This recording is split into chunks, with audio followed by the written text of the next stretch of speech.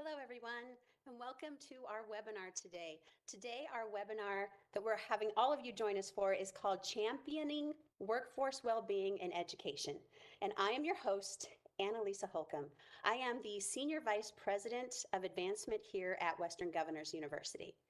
And this is an important area that we've been working on for quite a while. In fact, this is a series of webinars that we have been doing at Western Governors University over the course of about the past 6 months. We're calling this Meeting the Moment because we know this about what we've been doing. Over the past 26 years, WGU has done several amazing things. We've put students at the center. We've engaged technology as a learning tool. We've matched every single student with a mentor. We've disaggregated the faculty model. We've led with competency-based learning. We've launched 4 workforce relevant schools, established more than 80 plus national partnerships, and amazingly, graduated more than 350,000 alumni. We've proven that our desire to disrupt the standard paradigm of a post-secondary education is not only possible, but we can be successful. And we're ready to take our model of learner-focused, affordable, competency-based disruption further. But we know that there are systemic societal problems that need to be solved. And we know that now is the time, and WGU is doing all we can to be ready to meet the moment. And one of the ways that we're doing that is right here with the folks that you're going to see on this panel today. How are we here at WGU addressing the student shortage, and how do we build a healthier and more equitable workforce for the future of education? Our teachers hold our future, and the folks here on this webinar are people who are really thinking critically about what that means for our society. So today, featured on this panel, I'd like to introduce you to them all. We have Dr. Stacy Ludwig Johnson, who is the Senior Vice President of the WGU School of Education. Dr. Mamie Pack, who is the manager of our Healthy Learning Initiative at the WGU School of Education. Dr. Rakim Fields, who is WGU Government Relations Director. Kelly Ramirez, who is a program director at the Kern Family Foundation. And Troy Wilson, a School of Education alumnus of WGU and a principal at Great Oaks Charter School in New York City. Welcome, everyone. Thank you for joining us for this webinar and for being willing to share your knowledge with all of us. There are big things that we're going to be talking about today, and I'm so excited to learn from you and to bring my lack of knowledge and your great knowledge together so that we can talk about what needs to happen next. So for all of the folks on this webinar, please know that we welcome and encourage your questions. We would love to hear from you and to be able to answer the questions that are relevant to you at this time. So please put those into the chat on the right of your screen, and we will do our best to both answer them in the middle of this webinar if they make sense, or at the end. So we look forward to hearing from you as well. So ultimately, here's the big problem. We know that we have a national teacher shortage. And we know that educator well-being is in many ways at a crisis level post-pandemic. We know our students need our teachers and our communities need our teachers more than ever. So with a big question to start us off, talk to us about what is the current state of education from where you sit and from what you know in your particular roles. I'd love to start with you, Stacy, if you could let us know what you think about that. Thanks, Annalisa, and I appreciate the opportunity to have this conversation today with this really great panel. Really, from a School of Education perspective, it's been a noticeable shift in the narrative around the teacher shortage. And so we're used to hearing that in the news. Almost every time you watch the news, they're talking about it. But over the past year, and really sort of post-pandemic, there's been a shift in the narrative to educator well-being and how the schools and policymakers, et cetera, are addressing educator well-being. So I think there's a noticeable shift there. There's also been a noticeable shift in addressing the teacher shortage through actually addressing one of the key challenges, which is teacher retention in the classroom. Teachers continue to improve their art and their skill the longer that they're in those positions. And so the opportunity to retain someone for a longer period of their career directly connected with student achievement is definitely a key issue. And I think there's two areas there, and then I'll turn it over. But the key issues around not only teacher burnout and what we're doing to support addressing that very real challenge, as well as how do we go about recruiting and retaining a more diverse teacher workforce that mirrors and reflects the community of students that we're supporting today. Some 79% of teachers are white, only 44% nationally in public schools of the kids that we're supporting are white. So there's just a very real sort of disconnect there. And so those are issues that we're hearing and addressing from an education provider perspective. Oh, that's really interesting. And I have already follow-up questions, Stacy, that I'm interested in when you say that. Could you describe what do we mean by teacher well-being? Like if we're talking about this, but I don't even know what that actually means. So Stacy I, or any of you, I would love to have one of my yeah. colleagues jump in. I'll go ahead, and I know I can see a couple people excited to get started. Absolutely. So for us in the School of Ed, we are using healthy learning as our way of providing support for creating teachers holistically. Traditionally, when you go through teacher preparatory programs, there's a lot of emphasis on your content, right? I started as a high school English teacher. So you have all that focus on, do you understand the pedagogies? And but when you go into a classroom, our teachers are stepping in as whole individuals with their own lived experience. And so they're coming in with their grief. They're coming in being caregivers, they're coming in being parents, they're coming in dealing with very real issues. And then when we also consider the lack of diversity in many of the schools, that means we also have teachers that may be the only Black teacher in their school.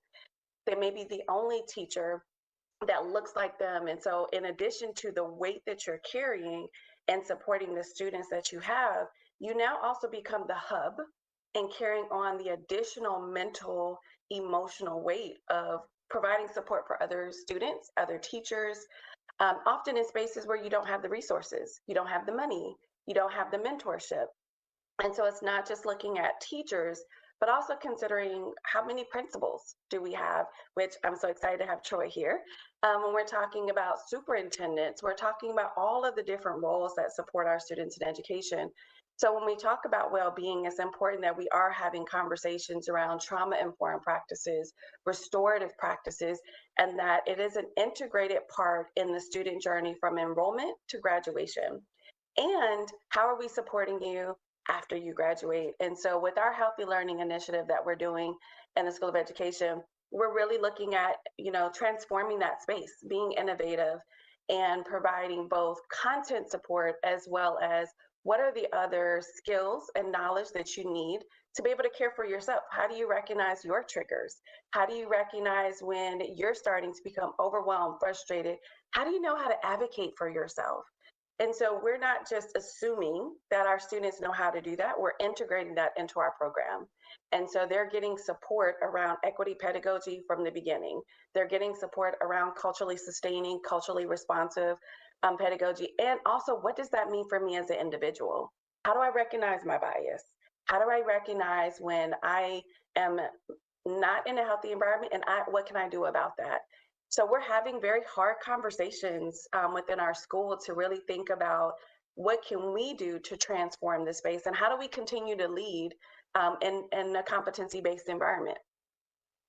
Amy, I love that. I love that you're focusing on that and starting during the time of educating teachers so that it's not, so that's informed all the way through.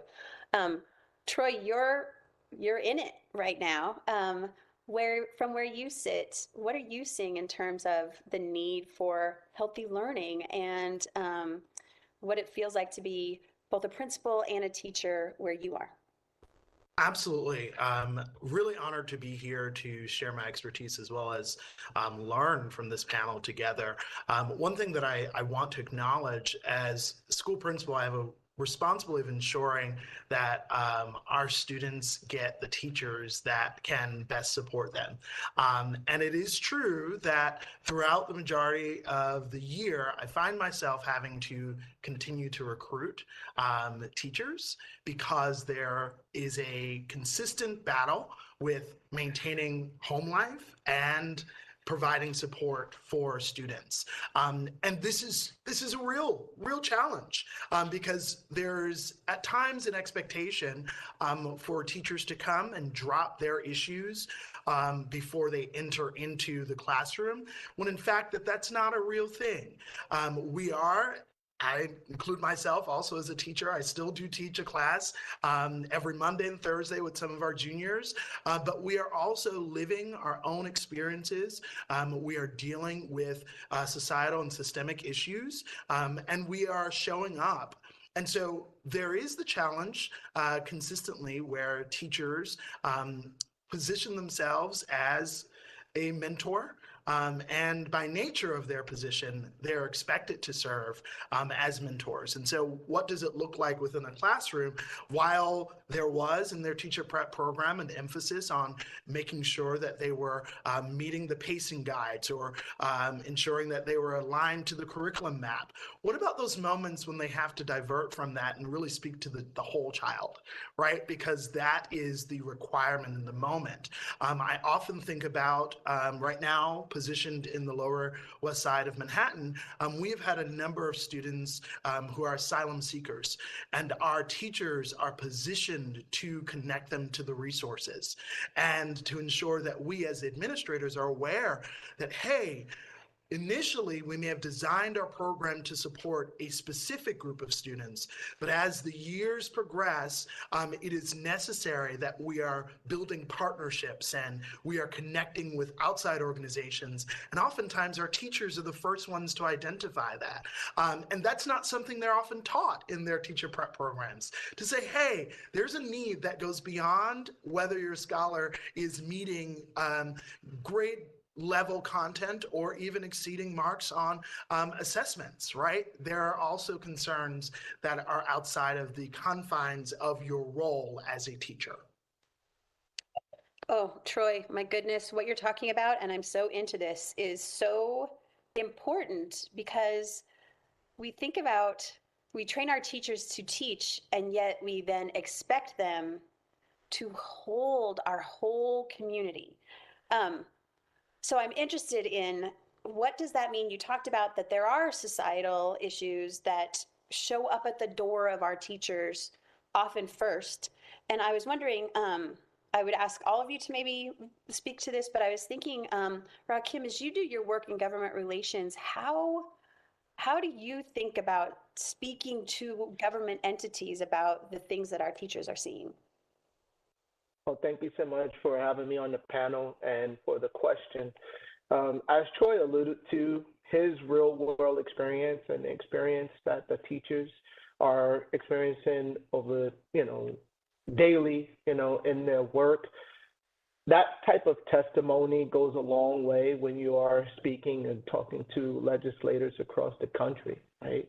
We understand, it's been discussed ad nauseum in the community, inside of the state houses across the country. They understand what the challenges are, the barriers to entry, such as low wages, high workload, the lingering pandemic effect, non-paid during demonstration teaching.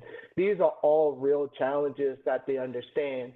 And even though they're discussing opportunities to address it by supporting programs and initiatives to provide scholarship opportunities and support or mitigate barriers to entry within the classroom or the teachers to address the teacher workforce shortage, they still have that other component, that component where they're utilizing diversity, equity, and inclusion legislation, right, to drive some of their decisions, right? So that kind of continues to let us know from a government relations, public policy perspective that there is a disconnect, right? And there has to be more emphasis on addressing the workforce shortage and putting teacher education and some of these other important roles in our society at the forefront and allow the teachers to kind of remove barriers, become a servant leader in that standpoint, so that way they can do their job efficiently and effectively to move our country forward. So those are the type of conversations that we have when we're talking to government officials. I imagine those conversations can sometimes be difficult. However, I'm sure that all of us, everyone that you're talking to, cares about their children and their grandchildren and their nieces and nephews. We all care about this, but it's a hard problem to solve. Kelly, why does your foundation care about this? What is your role in solving some of these issues? Thank you for the question. Thanks for the opportunity to be here as well. Why are we doing this? Well, our benefactors really believed, Bob and Patricia Kern, in the late 90s when they launched the foundation, just wanted to invest in the rising generation. And they firmly believed that a big piece of that is the character of the individual. Not just how they think about themselves, but also how they think about living in community. And I feel like this resonates with what some of my other colleagues on the phone just said. It's how we show up. And as teachers, there are a lot of things and a lot of stakeholders you're showing up to, but you want to bring your best self and you want to enable your students to bring their best selves. And at the core of that is character. So it's living with empathy and patience and teaching critical thinking and persistence, and all of those traits that we would say are a piece of character. Awesome. So I think I made sure to have everyone have a conversation at the beginning, but now I want to throw it open to who, when we talk about some of the statistics around teacher retention, I don't know personally where I sit, what that looks like. I have my own experience with my children and knowing that there are some teachers that have been in that school for a long time, but those folks are less and less likely. And I keep seeing new teachers each year or classrooms that have 30, 32, 35 students in them. So what does that mean for our teachers, and how do these societal issues, as well as so many students, contribute to teacher burnout or the things that our students are experiencing? So any one of you, who would like to answer that question for me? So I don't mind starting. I think for one, I believe that every teacher enters into the profession with the true desire for their students to succeed. And when they are seated in the classroom and they have 30 students, and if they are taking a formative assessment, so an assessment where they're gathering information about where students are, and they recognize that 65% of those students are not on grade level or are struggling, many educators will internalize that progress or the lack thereof. And experiencing that not just one time, but on multiple assessments, year after year, with a limited amount of resources, as my colleagues have already shared, and as well as recognizing that there are many factors that contribute to the challenges that students are experiencing. While I, in my position as a school leader, can encourage a teacher and say, listen, we're going to try again, we're going to do our best, we're going to implement this new strategy, we're going to work together, that does not negate the fact that when they go home, they're still going to beat themselves up about the lack of progress. And that is a large challenge, because when they are consistently seeing the trends or they are consistently experiencing those challenges, then there's the desire to look elsewhere. I've had many teachers in the past few years, not just at my school, but just in the network of schools that I've connected with, say that, you know what, I prefer to find a profession where I don't have to carry the work home with me. And that's not just the lesson planning, that's not just the regular mundane paperwork, but that's also the mental and physical exhaustion at times pertaining to not always seeing the gains that we would like to see from students. And so the challenge there, I think, is it's multifaceted, right? Ensuring that one, there is the resilience conversation that is had with teachers in their teacher prep program, where they are experiencing and learning. And I love what Mamie shared, right? In the prep program, acknowledging that, hey, let's learn about culturally responsive pedagogy before you get to your school, and then you're expected to apply it, but you don't know it just yet, right? And so it's really key, really important. I'll pause there. Well, I'm gonna jump right on in there, Troy. I think you said a lot. When we're looking at really preparing our teachers, it's how do we set them up for the win, right? How do we know that we're taking them from theory to practice? And that has to happen in the program. And so when we look at the reimagination that we're doing in the School of Education, all the work that we're doing, we're ensuring that our students are getting opportunities to apply what it is that they're learning. We're having them practice self-awareness, self-reflection. Again, thinking about how do I process failure? How do I process hurt? How do I recognize when I'm going through compassion fatigue? And those are all skills, that we're taught how to do. And so we're ensuring, how are we putting those competencies in the courses? How do we know the students are able to demonstrate this? And what support can we put for students from graduation, from enrollment to graduation? And it really is a part of having dialogue with the students, in that we are helping them identify part of what Troy was saying. How do I advocate? If I recognize my students are going through this situation, how do I know how to partner with government relations? How do I know how to work with other individuals? And traditionally, that's not a part of a teacher preparatory program, but it is a WGU.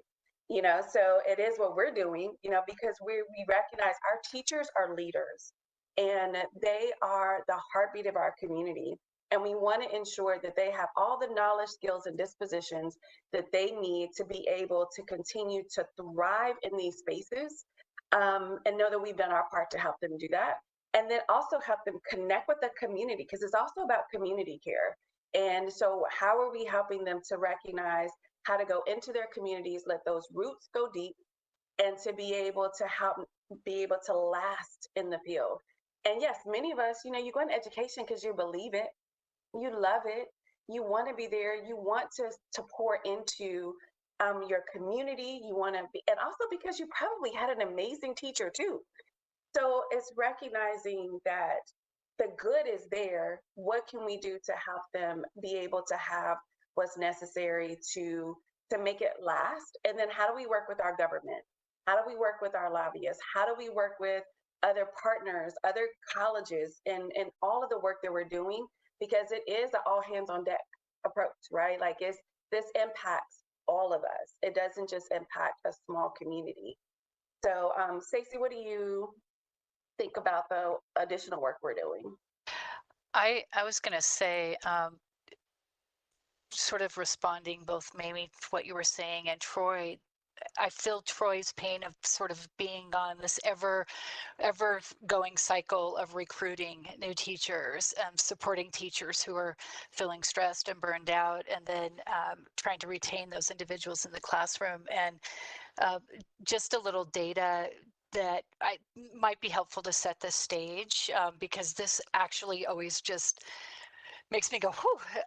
So there was an AERA, American Education Research Association study that found that teachers in the United States are 40% more likely to experience symptoms of anxiety compared to healthcare workers, 20% more likely than office workers, and 30% more likely than workers in other professions like farming and the military. So like when you just consider that sort of burnout, and different studies sort of rate K-12 teaching as like the #1 burnt out profession, which causes me high levels of anxiety when I think about the impact that teachers are having, right, on our kids and our communities every day. It's literally the the profession that sets the foundation for all other professions. And so, um, I've really sort of experienced this shift, Mamie and Troy, as we're thinking about how we go about as a school of education to help partner and collaborate around solutions here. And what I appreciate is this movement towards, we've had Grow Your Own for years and years, but some movements sort of nationally around teacher apprenticeships and teacher residencies. But I think what's become really clear to me is like the work that you're doing, Troy, where as a school principal, like you are in the business of recruiting teachers. You're in the business of supporting their professional development and supporting their well-being, supporting their retention, and education providers.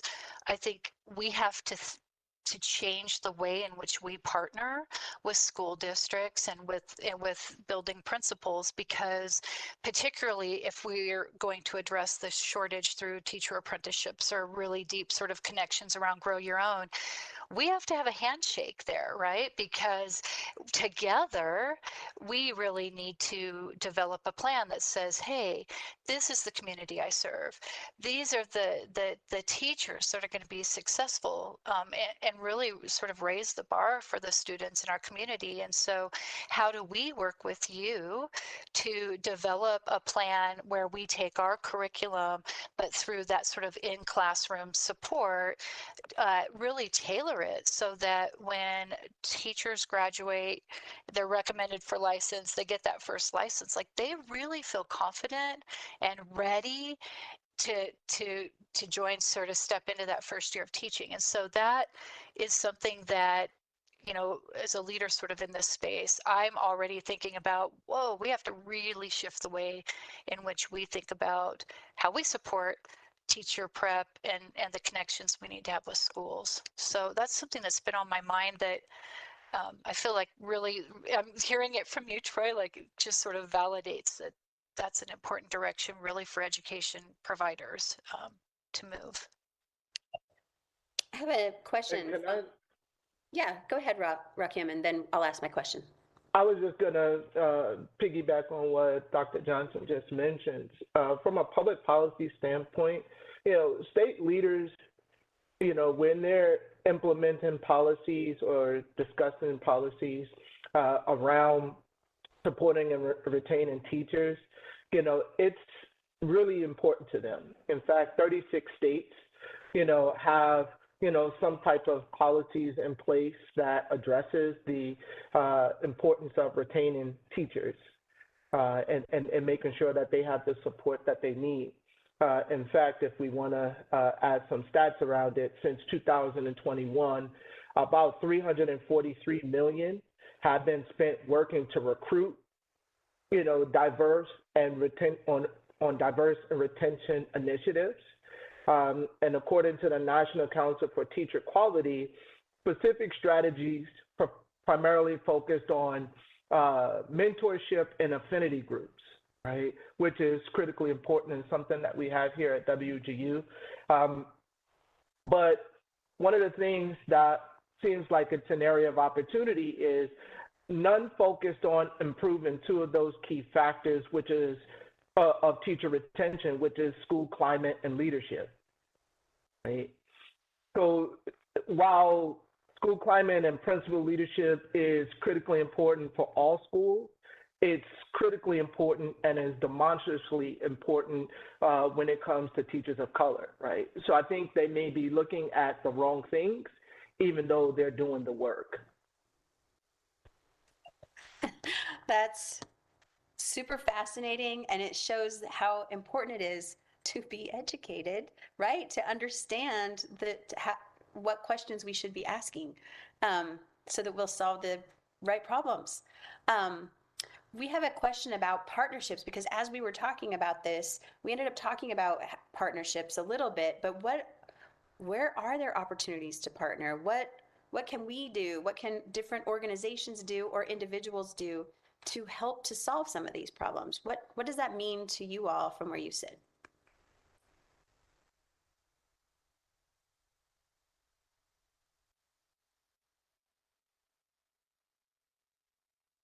I'll jump in. I think that there are when we talk about partnerships, um, um, to sort of piggyback on Rakim, what you were saying about even policies, like there are opportunities to join together to address. I'm going to pick on one sort of critical barrier to entry, which is most people may know or may not know, so I'll just mention it. As you're moving through an educator preparation program, you're required to do student teaching. Now, that can take on many forms. It can be 60 days in a classroom at the end of your program. It can be a deeper connection to the school, like we were talking about a minute ago with a teacher apprenticeship or residency that might be a year or 2 years long. But if it's in that sort of a traditional model of 60 days or whatever might be required by the state, it typically requires our future teachers to quit their job, to volunteer their time in the school. And if you think about exactly the individuals that we are wanting to recruit to have an impact in the school, those are going to be individuals typically from the community that are marrying the community, right? And they're exactly the individuals who can't afford to quit their job, lose their health benefits. Many are working 1 or 2 jobs, they're supporting a family. And so there's some real opportunities there because there are states that actually have regulations that say you cannot be paid while you're doing student teaching. And so there's opportunities for us, I think, to come together to say, if that's one of those, I'd like to call it a wicked problem that needs to be solved. There's ways to do that where we can partner, whether it's through scholarship funding, et cetera. But the best way to do it is to provide for living wages for future teachers while whether they're parapros or apprentices in the classroom. And there's great movements around that work sort of nationally, but those are barriers to entry that we could actually solve. And it shouldn't, in my opinion, always fall on the building principal or the district who's already strapped for funding. Like there's got to be other ways to address those issues. And that sort of partnership, just on that one small item, and Rakim and Troy and others I know can lift up many, many more, but that sort of takes everyone stacking hands to say, if what matters is diversifying our workforce, if what matters is supporting individuals that have demonstrated that they have the skill set to be teachers, and maybe they're parapros or they're employed in the district in other jobs, might be a bus driver, might be cook, might be who knows what, whatever role it is, but how can we sort of systematically identify those barriers and remove them, because those are exactly the individuals that can be such a great support for students. So that's one where I think collaboration can be particularly helpful. And I think around these policy issues, what I have appreciated too is sort of this deep feeling of collaboration across whether it's nonprofits or large education providers with school districts to um, uh, don't feel like you have to sort of put fences around your space. Like we actually can create a greater wave or movement in this by sort of going arm in arm, shoulder to shoulder, hand in hand, stacking hands, whatever you want to call it, because the voice of many and providing opportunities for teachers and principals, their voices to be heard in this advocacy is something that we're learning is so important, because policymakers really hearing the stories from the ground, individuals who are actually connected with students every day and feeling the challenges around recruiting and retaining teachers are the most powerful voices. Um, so I'll turn it over to someone else to add to that, but there's some great opportunities in the space for collaboration. As you add to that, I just want to bring in and I think this goes along, but I just want to thank Janet in our audience for asking this question, and it goes along to what we're talking about right now. So thanks, Janet. Her question is, so what are we doing to recruit more educators of color? So a big part of that is going to be through our healthy learning initiatives, in which we are intentionally paying attention to the environment in which we are recruiting our students. Because to recruit students of color and then bring them into an environment where they are not safe are unfair practices, right? We're not setting them up to be successful. And so with our healthy learning initiatives, we have been implementing the restorative practices. We have shifted even the way that we support students, in that we revamped our model. We no longer use punitive structures. So we're really, instead of saying this is what's happening to students, we're intentionally identifying how are we walking with students, and what do our faculty and staff need to be able to make these changes.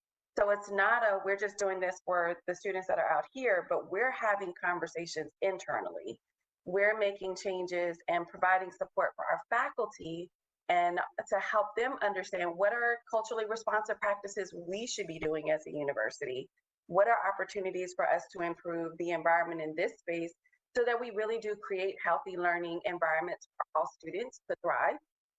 And so that's a big part of what we're doing. And so that's in all the spaces in the School of Ed, whether it's in our curriculum, it's in our policies, it's in our practices, and we're doing ongoing professional learning for our faculty. So it's not hey, we're going to do this, here's our initiative of the month.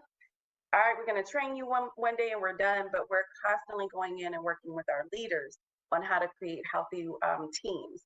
We're constantly looking at our curriculum on what are ways for us to improve. We're looking at the way that, what changes do we need to make when students go into student teaching? How do we support those mentor teachers? So it's looking at the environment, the entire journey of the student, and recognizing where we need to take ownership, what changes we need to make, because it is about being transformative in the space. And so we're doing a lot of changes to be able to lead in this space and really recognize that in order to have diverse students, we have to have an environment that they can thrive in. And so that's been a big shift in the way that we're supporting students. And they're recognizing we want to recruit, yes, teachers, but again, we also need educational leaders. We need principals. We need superintendents. So we need to be able to create leaders to be in these spaces that can also advocate for creating healthy spaces in the schools. And so we're using healthy learning as our way of modeling for our students, giving them those skills, and then helping them and how to take healthy learning into my community. How do I put it into my school, into my classroom, into the norms of what we're doing, and giving them to the knowledge of what questions should I be asking? How do I recognize if this environment is healthy, unhealthy? How do I start diversifying the staff at my school? How do I recognize these things? So we're doing a lot of different steps, major steps, to really create, not just attract, but to be able to create the space where students want to stay, and that they are equipped to go in, because we know that these students are knowledgeable. They're already qualified. It's making sure we doing our part to create that safe space. I want to follow up just a little bit. Stacey, there was a point where you were talking about, in terms of partnerships, how important it is to have the voice of many. I thought I would ask Kelly a little bit, because I know that, Kelly, through the work that your foundation does, that there's a lot of joining teachers' colleges together. What is the role of creating community in terms of creating the change that you're interested in? Thank you for asking the question, because I was hoping I would get a chance to speak to this. The community piece, I think, is so huge, whether it's on a micro level or a macro level. And so sorry, of course, my phone's going off in my office. I apologize. We are working really hard to build networks across the country where educators can come together. And primarily our focus has been on school leaders because we really do believe that school leaders are the lever for change. You set the tone. If you're bringing that lens of healthy, happy environments to your school, hopefully everybody's going to rise up and live into that. So our colleges that we partner with work together to share practices on how they are incorporating character into their programming, practices that they're seeing from within their regions, and just learning together, but also understanding, there are a lot of things that are different based on regions, but there are a lot of things that are exactly the same because we're all working with people who have a heart for education. So yeah, we do that on a number of levels and within different industries, but I have the fortune of working in education.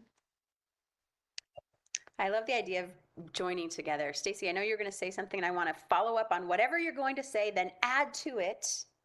I have a question about, can you please describe to all of us who are not in your field, what is an apprenticeship? Because understanding what that is would be also important to us. And one last thing, audience members, this is your chance. Start putting in some questions so I make sure I get to them before the end of this. So Stacy, please follow up however you'd like to, as well as talk about apprenticeships. Sure. I really want to learn from Troy how you go about recruiting more diverse educators. I'm going to start real quick with teacher apprenticeships because that is sort of at a macro scale, an approach that we're working on in the School of Education. And then I think in terms of the work that you're doing day to day, that's super valuable. So I'll do this sort of quickly, but there is a national movement right now for funding around teacher registered apprenticeships. So just a couple of years ago, the K-12 profession was identified as an occupation, which means we can now receive apprenticeship dollars. What that enables is for an individual who's in an educator prep program or on an apprenticeship pathway the goal would be you complete your education with essentially zero out-of-pocket expense. And while you're if you're a teacher in an apprenticeship, you're gaining a living wage, you're partnered in a classroom for at least a year. The hours are around 2,000 hours, but really you see this typically in sort of a year to 2 year sort of expanse where you're working side by side with a mentor teacher. It is on the job training at its best. The thing around apprenticeships that is really drawing our attention, is that we want to have an impact on diversifying the workforce. We're graduating around 15,000 educators a year. And so we know, like, if we could diversify our student population, we could have an impact sort of nationally. But we've been hitting our head against the wall until really starting the work around the teacher apprenticeships. Because if you look back at not only teacher apprenticeships, but historically at teacher residencies, those programs recruit a much more diverse teacher sort of profile. So it's not uncommon, it's very common that more than 60% of the individuals enrolled in a residency or an apprenticeship program are diverse teachers, and they are retained through completion in those programs. It's not uncommon, beyond 90%. So really great outcomes. Their first year teaching success is through the roof, and they retain longer in the classroom. So just from that standpoint, like, for us, it makes sense that this is the approach where we're really placing a lot of our efforts as we move forward, because of what it can do at scale. But I'd love to hear, Troy, what that looks like on the ground for you and your very real challenges recruiting teachers into your school. So Sure. So, our school is really fortunate. We do have a partnership with 2 graduate schools of education, and we are benefiting from having apprentices so teacher residents as well.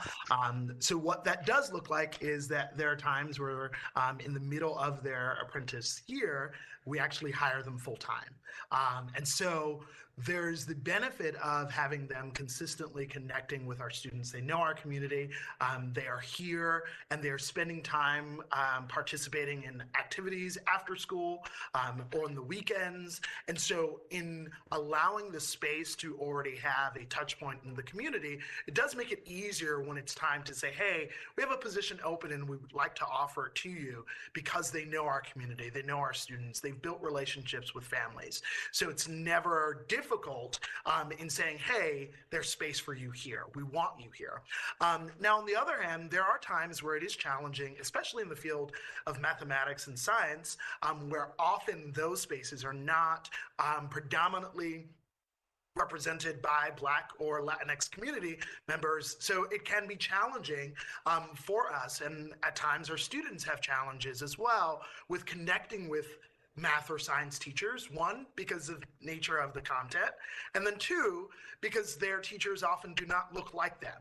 And so that is often the space where I'm consistently recruiting and asking, most times asking for the teachers that are in the position if they know of someone who would be willing to partner with our community. So word of mouth is key. And to one of the points that was made earlier, leadership and the culture and climate of our community, it's the heartbeat, right? I was the dean of school culture for many years before coming into my role as principal. And I've emphasized that school culture, it should not only impact students, because it is the way in which everyone deals with everyone, right? So you can identify the culture of your school once you walk through the door. You can feel the climate of the school, but you can also identify the culture by ways in which the leaders interact with each other, the leaders interact with teachers. And that has been key. So one thing, and I'll give this plug, one thing we do as a school, we allow for Wellness Wednesdays, where during our professional learning time, one day a month, we cancel all of our PD. And I know it's not recommended, but it is necessary. And we just tell teachers to go home. Go do what you need to do. Take the wellness afternoon. I myself will get in the car, leave at 1:30 as well. We all leave campus and we go take care of ourselves because it's really key. It's really important that we do, that we are mindful about how often we are pouring out. And at times it becomes an empty cup where we've poured out and we have not refilled, and we've not taken moments to refill. And so ensuring that we have moments like that calendarized and aligned with the calendar of the school. Parents know that it's a day where they cannot contact the teacher for 24 hours. They'll reach out on Thursday, but that day is sacred, and it's important because it continues to emphasize that, one, we don't only care about the success of our students, but we do care about the success and wholeness and wellness of our teachers. And that has contributed to us being able to retain teachers in especially the content area of humanities. Still struggling with mathematics and science, but I do think that just contributes to a larger systemic issue where there is at times a lack of access for students who are struggling with math and science and do not see themselves being able to connect further as they go off to college. We see that with a lot of students having to take remedial courses in mathematics and science because they've not always had access and or they're often emphasized or taught that it is a white subject. Whereas Black students are not as apt to be able to function and understand content mathematically or in science. And so that's one of the systemic issues that we have to continue to eradicate and dispel. I so appreciate that. And Troy, I don't know how you were able to do this, but as you were answering that question, at the same time, Allie was asking a question about how we school leaders can help to support their teachers.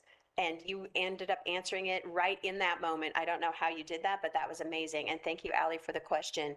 Can I add something? We have yes, quick, fast. We have like 30 seconds for that. Yeah, with something specific to apprenticeships. One key thing about apprenticeships that should not go overlooked is that apprentices must be paid for their work on a progressive scale, right? So that's a requirement by the Department of Labor.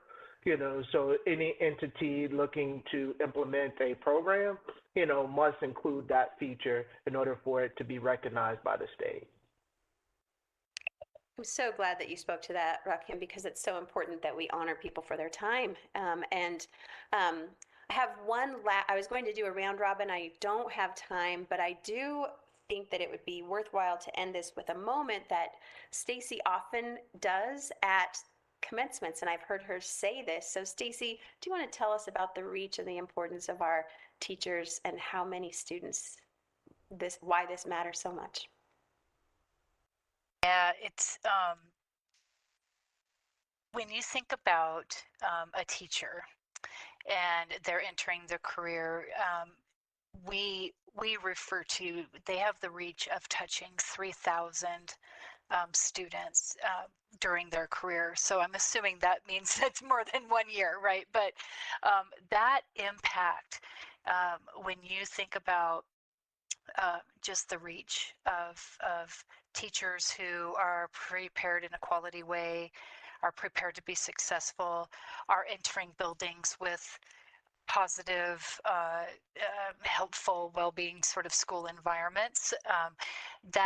That impact overall for an individual in this field is really pretty outstanding. And then you think about not only the impact on those kids, then the impact on the community, the impact on the families, like the amplification of what we could do to have positive impact on our communities. Being able to do that through teachers, the teachers really are that heartbeat. And so I'll kind of leave it with that for my piece of this, but that is something that weighs heavily on our shoulders. And I think all of us, as we think about how do we best continue to prepare this critical aspect of our communities as we move forward. Absolutely. Thank you so much, Stacy. It's the important way to end this is your emphasis that it is our teachers who hold our future, and our investment and care about who our teachers are, how they reflect our communities, and how we care for them so that they can care for us is so important. So thank you so much to all of you for your willingness to take this nearly hour with us today and for answering questions. I'd like to encourage the audience that it is okay and welcome to please continue with questions for us. We would love to engage with you in this work. We care about what you are experiencing and what you'd like to solve when it comes to this issue. And we'd like to partner with you to solve this important societal problem. Thank you to all of our panelists, and I just want to remind everyone that there is another webinar that I will be hosting on May 21st, which will be with leaders of our School of Technology and our national partner Reboot representation, where we will be talking about building bridges and breaking barriers for women in technology. So thank you all for joining us, and thank you all for our audience for joining us as well. We look forward to seeing you again. Thanks, everyone. Take care.